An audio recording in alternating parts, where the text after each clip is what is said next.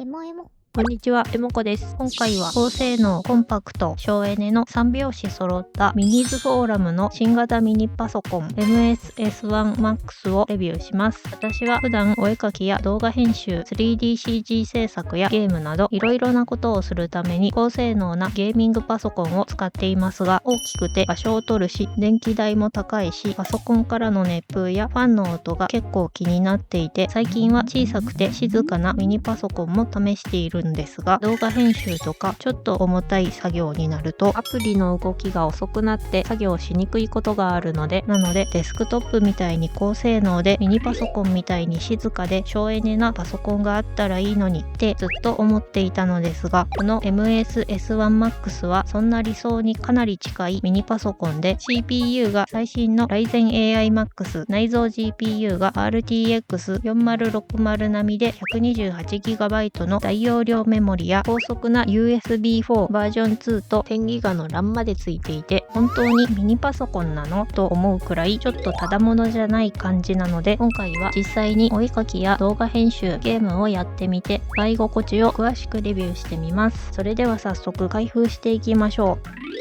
付属品は説明書、保証書、電源ケーブル、HDMI ケーブルに追加のパーツを取り付けるためのネジなどが入っていました。本体は周りがアルミ合金、前後がプラスチックで、ゲーミングパソコンのような派手さはないけどシンプルでかっこいいです。ゴム足が横と下についていて、横置きと縦置き両方できます。電源内蔵で 2.8kg と重めですが、そのおかげで縦置きでも安定感があります。右側にベサマウントのネジ穴があるので、モニター裏にも取り付けられそうです。サイズはミニパソコンの中だと大きめですが、デスクトップと比べるとかなりコンパクトです。デスクトップは計算処理をする CPU と画像処理をする GPU を別々につけないといけないので、その分大きくなってしまいますが、このパソコンは CPU と GPU を一体化した APU が使われているので、大きな GPU をつけなくていい分コンパクトになっています。小さいけど拡張性は充実していて、前面にイヤホン端子と前後に USB-A が5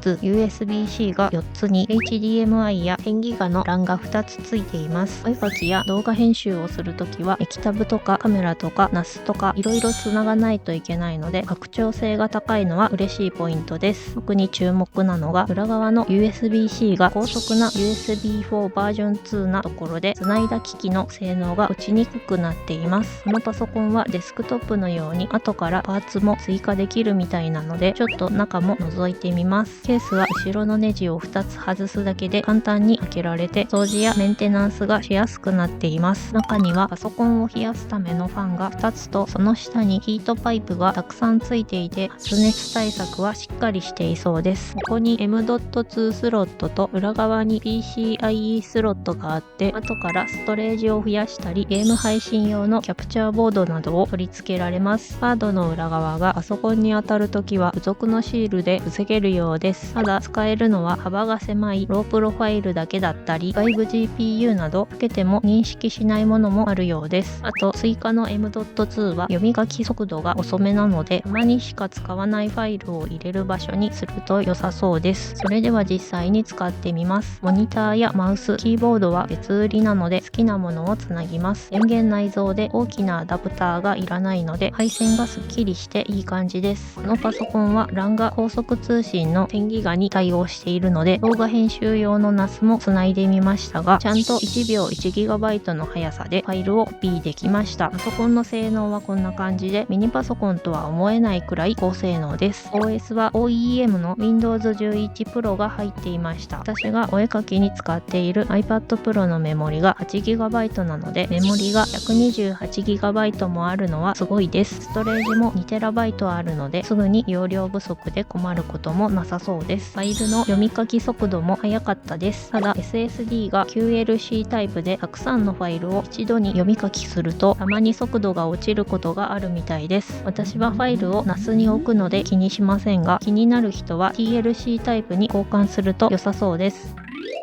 このパソコンには4つの動作モードがあって、使い方に合わせて性能や消費電力を調整できます。今回は各モードでベンチマークや消費電力、発熱やファンの音を測ったり、実際にお絵描きや動画編集、ゲームに使ってみたいと思います。まずは初期設定のバランスモードでチェックしてみます。お絵描きはシングルコア、動画編集はマルチコアの性能が高い方が快適に作業できますが、前に60万円くらいで買ったデスクトップより高性能だったので、技術の進歩に驚きました。モバイル向けの CPU なので消費電力も低くなっていて、一番多い時が 160W くらい、お絵描き中は約 30W で、何もしていない時は約 10W でした。デスクトップは60から 400W くらい使うので、電気代がかなり安くなりそうです。CPU の温度は85度以上になると性能が落ちることがありますが、何もしていない時が33度くらいで、高くても70度くらいなので性能が落ちる心配はなさそうです。高性能なパフォーマンスモードでも85度以上にならなかったので、冷却性能はしっかりしていそうです。ファンの音もラックモード以外はかなり静かで、重たい作業の時だけちょっと大きいかなくらいで全然気にならなかったです。ゲームのベンチマークは FF14 は最高品質でとても快適、モンハンもウルトラ設定で非常に快適判定になったので、AAA タイトルも普通に遊べそうです。Apex みたいな軽めのゲームなら高画質設定で 100fps 以上出るので、デスクトップと同じくらい快適に遊べそうです。内蔵 GPU が RTX4060 と同じくらい高性能なので、外部 GPU をつけなくても動画編集や 3DCG 制作が快適にできそうなのが嬉しいです。試しに USB4 の外部 GPU をつないでみましたが、 USB4 だと速度が足りなくて内蔵 GPU の方が快適に動きました。なので外部 GPU を使うなら速度が速い Thunderbolt 5対応のものが良さそうです。他のモードでも同じようにチェックしてみましたが、クワイエット以外は性能が大きく変わらなかったので、特にこだわりがなければバランスのままが一番使いやすそうです。パフォーマンスモードは一番高性能で、性能をギリギリまで引き出しているので、その分消費電力や発熱、ファンの音は大きめです。ラックモードは一日中使う人向けで、性能はバランスとパフォーマンスの中間くらい、サーバ用の設定でファンがずっと回っているので騒音は大きめですが、その分発熱は低めになっていました。クワイエットモードは消費電力が少ない分性能が結構落ちてしまいますが、それでも少し前のハイエンドな CPU より高性能で、シングルコア性能は他とほぼ変わらないので、お絵描き用途ならクワイエットが一番相性が良さそうです。消費電力や発熱、ファンの音をかなり抑えられるので、私はクワイエットが一番気に入りました。